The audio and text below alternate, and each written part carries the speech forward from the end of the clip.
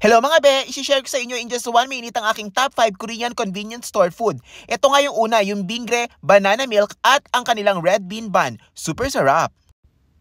Kung nagtitipid naman kayo at nagmamadali, nako perfect itong parang bento meals nila na meron ng kanin at iba't ibang uri ng ulam at Korean side dishes. Busog sarap.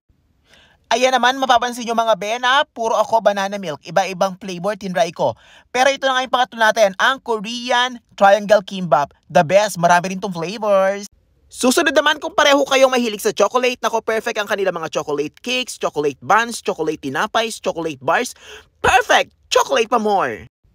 Must try din sa kanilang mga convenience store mga be ang kanilang version ng Yakult at ang kanilang version ng mga fried chicken. Iba't ibang flavors din yan. Naku, sa convenience store nila, marami yan.